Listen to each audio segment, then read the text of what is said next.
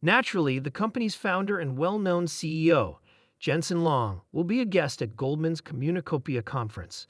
I believe Jin will be on stage very early in the morning Pacific time with David Solomon, the CEO of SAC, and they will specifically discuss the NVIDIA issue.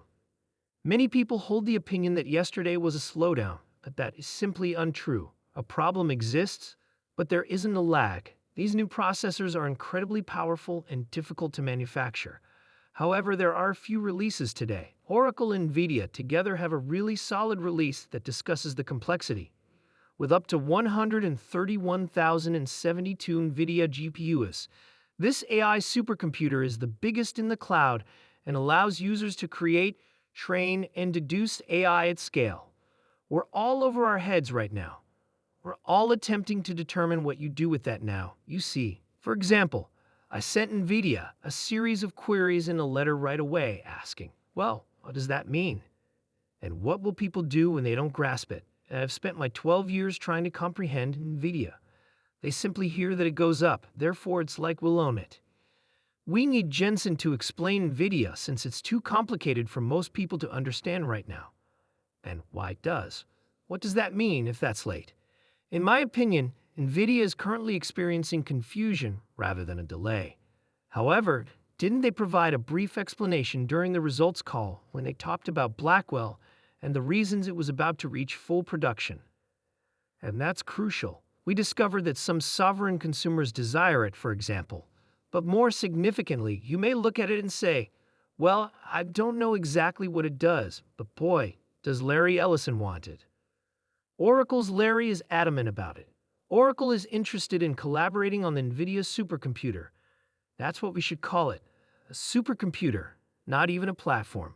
However, I made the point because, David, you won't get anywhere unless everyone who doesn't know what NVIDIA does sells out. Okay, who is NVIDIA's CEO? Port Montes, the CEO of NVIDIA. To do that, later this morning, Jensen Huang will be speaking at the Goldman Sachs Communicopia conference. What do the market's investors want to hear from the chipmaker's CEO? It's lovely to see you, Ben Reedus, Chief of Technological Research at Melis Research, who is joining us now. I believe that you might argue that the stock market is in a bear market. I suppose that even though the bull market was like nothing that we have ever seen. It was an incredible bull run, but I'm slandering Trump. However, it's down roughly 23%. Is this a bear market or just an opportunity to catch a falling knife? It's nice to be with you on such a significant day in our history, particularly in New York, and I don't think it's a falling knife, Joe. I believe that NVIDIA is currently taking a break in the latter part of the year, which is essentially what happened last year, if you recall. This is more serious. I believe there are some macro concerns and the like, but the main issue with, say, NVIDIA is that they are changing their product, and the other SIMs are also absorbing the possible dangers of a recession and other issues. In my opinion, NVIDIA's decision to reduce its gross margins in the near future was one of the major surprises from the previous call. And when semi-equities hit that, typically with a gross margin increase, they tend to outperform for a short time until they get it going again. However, I believe they will come out on the other side of it in a few quarters, and if people can ask questions, I believe that will be a major theme when he talks later today. We observed NVIDIA largely disregarding anything unrelated to artificial intelligence. I'm referring to the Fed's concerns about global growth and what was going on in other semiconductors. Are you implying that it may be paying heed to the potential for a global slowdown or a slowdown in growth at this time? I mean, I look at the 10-year and monitor oil. Inflation data will be released today, but there are several macro events that could cause NVIDIA to hit a more climactic IC point than it has in the past. Does that apply to it or not? They have a lot of immune-related stuff going on, in my opinion. I believe that you are maybe experiencing another Mac scare in the latter part of the year, and you are caught up in it. On the other hand, I believe that there are numerous secular tailwinds that will help us succeed in the long run when it comes to AI in general.